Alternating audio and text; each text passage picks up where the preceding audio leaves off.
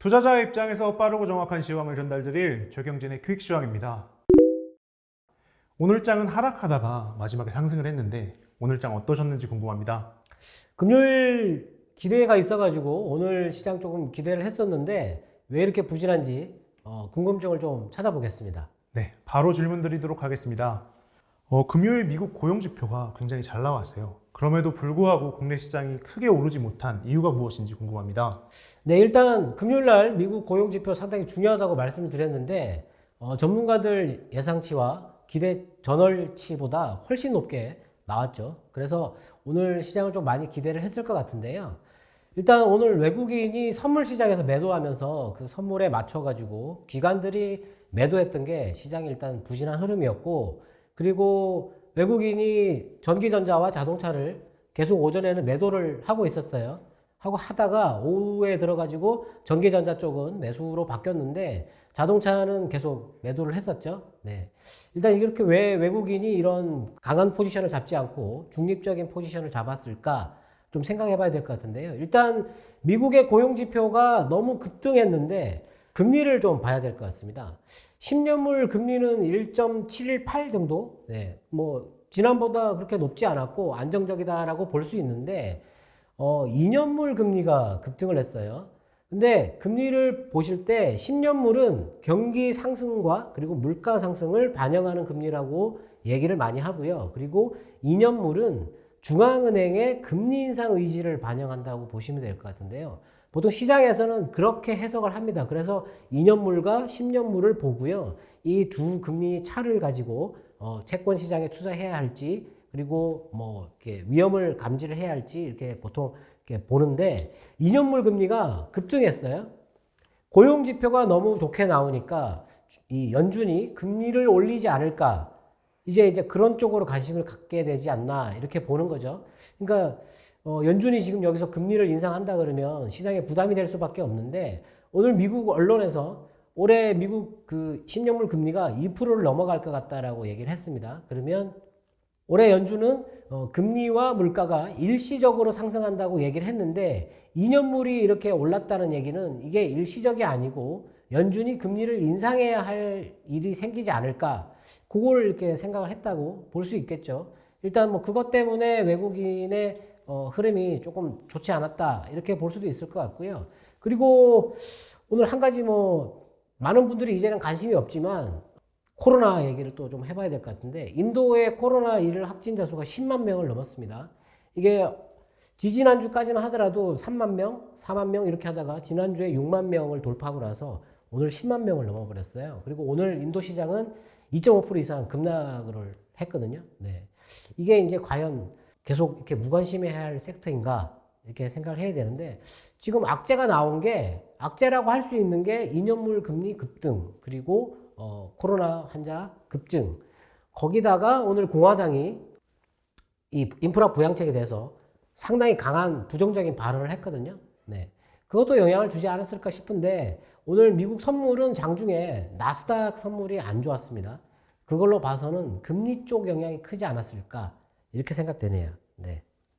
미국에서는 인프라 투자 계획과 증세와 관련하여 확정된 사실이 없다라는 그런 뉴스들이 많이 나오고 있습니다.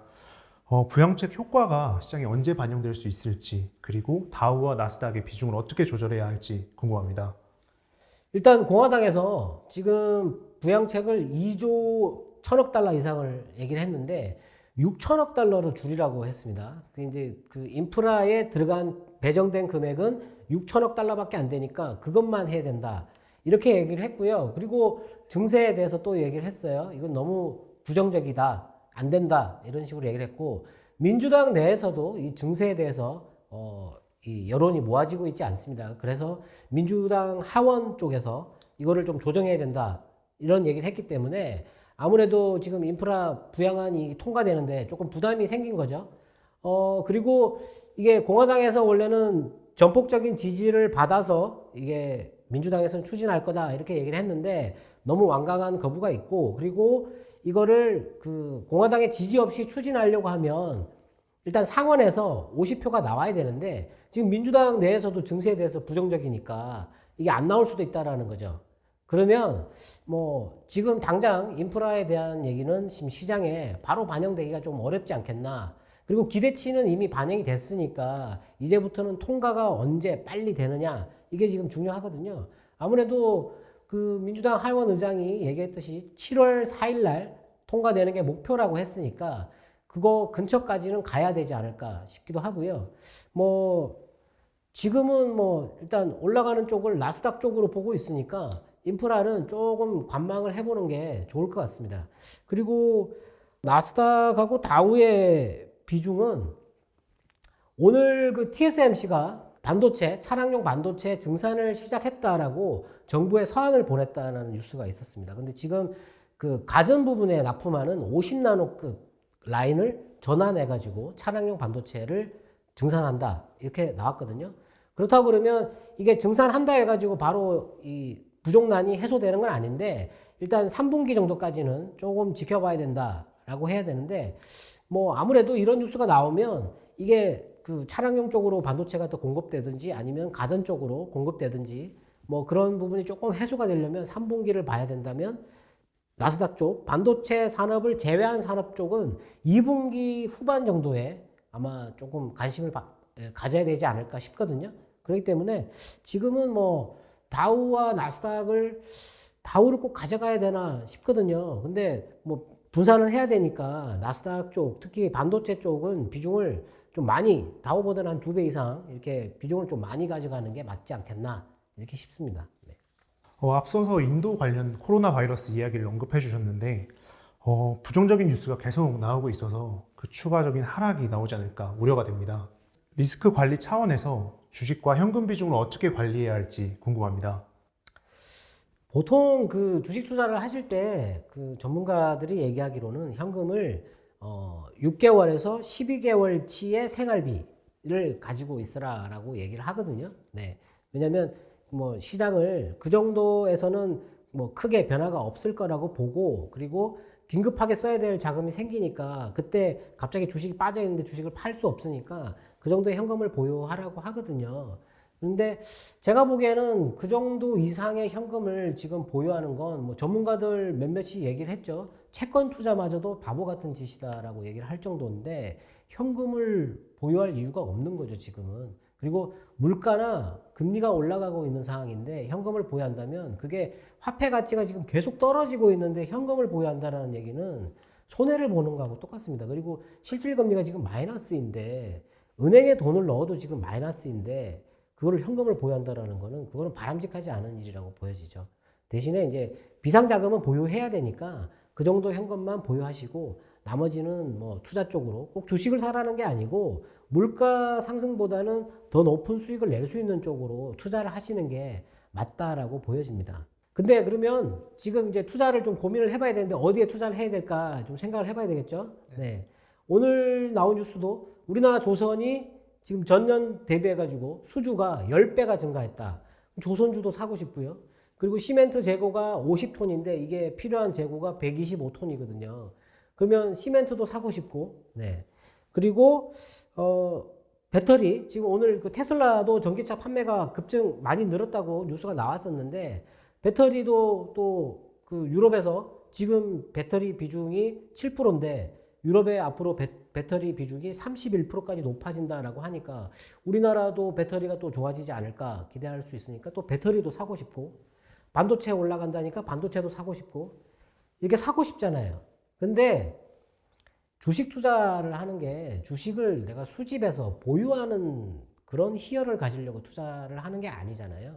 주식 투자는 가장 강하게 가장 많이 올라갈 수 있는 쪽을 선택을 해서 수익을 많이 내려고 하는 거니까 그리고 주식 투자를 투기라고 예전에 많이 그렇게 했었는데 지금은 또 그런 분위기가 아니고 그리고 또 개인 투자자들이 워낙 요즘엔 투자 또 잘하니까 예, 바람직한 투자 이런 걸 생각해야 되는데 주식을 너무 이렇게 분산해 가지고 이렇게 수집하는 것처럼 그렇게 사는 건 바람직하지 않다라고 보여지거든요. 그러니까 지금은 뭐 지난주에 제가 말씀드렸지만 반도체가 제일 강하다면 반도체 쪽 비중을 많이 늘리고요. 나머지 섹터는 그냥 조금 관망하는 것처럼 그 정도 비중만 가지고 있는 게 낫지 않을까 싶습니다. 네.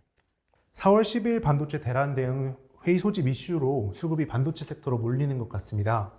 반도체 섹터가 계속 올라가고 있는데 어떤 반도체 섹터를 조금 유익 있게 봐야 되는지 좀 세밀하게 설명해 주실 수 있을까요? 일단 뭐 다음 주 16일인가요? 일본하고 그 미국의 정상회의 때 이 반도체 공급망에 대해서 또 논의를 하겠다라고 얘기를 했거든요. 네. 근데 제가 지난주 금요일 날 반도체가 강하게 갈 것 같다 이렇게 말씀드리고 나서 오늘도 또 반도체가 많이 올랐습니다.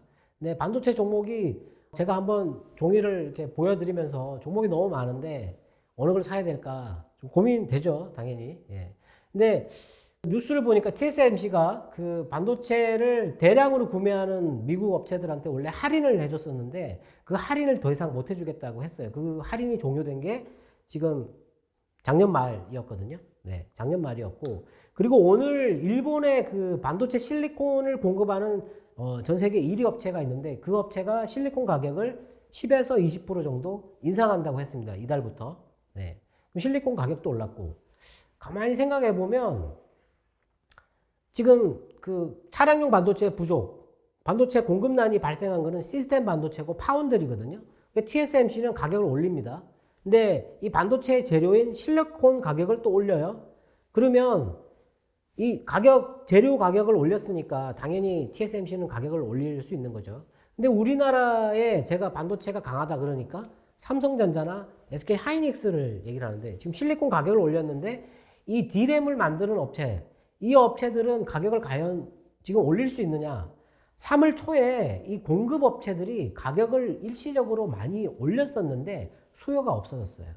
그래서 그 반도체 가격이 지금 그 3월 초 가격 밑으로 내려와 있는 상태입니다. 근데 마이크론이 얘기했다시피 가격 상승 압박이 강해지고 있다라고 얘기를 했죠. 그러면 이제 제가 2분기 이후에 우리나라 반도체 업체들은 가지 않겠나라고 생각했는데 지금 반도체를 봐야 되지 않겠냐 이렇게 말씀을 드렸는데 반도체를 말씀드린다고 해가지고 이런 완성품을 만드는 D램 업체를 지금 봐야 되느냐? 이거는 아니거든요.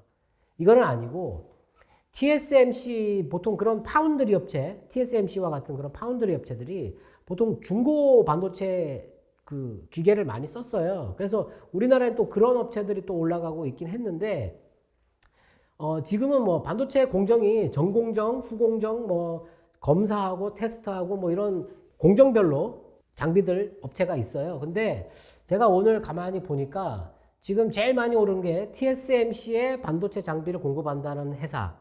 그 회사가 지금 제일 많이 올라가고 있어요.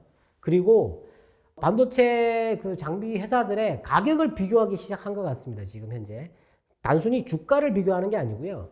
이 회사가 돈을 얼마를 버는데 지금 시총이 얼마다, 시가총액이 얼마다. 그러면 그거랑 비슷하게 이 다른 회사가 그보다 좀 낮다면 그 회사를 사기 시작하는 것 같습니다. 지금. 근데 한 가지 빠뜨린 게 뭐냐면 영업이익률이에요. 마진율이 얼마냐 하는 거죠. 근데 지금 최근에 많이 올라가고 있는 그 반도체 장비 업체들은 영업이익률이 10% 미만입니다. 근데 제가 몇 번 말씀드렸던 그 반도체 장비 회사들은 20% 30%대가 나오는 회사들이거든요. 근데 영업이익에 비해서 시가총액을 따지면 그쪽 회사들은 지금 많이 올라 있는 상태고 이쪽 회사들은 이제 올라가고 있는 상태예요. 그럼 이쪽 회사를 지금 살 수가 있겠죠.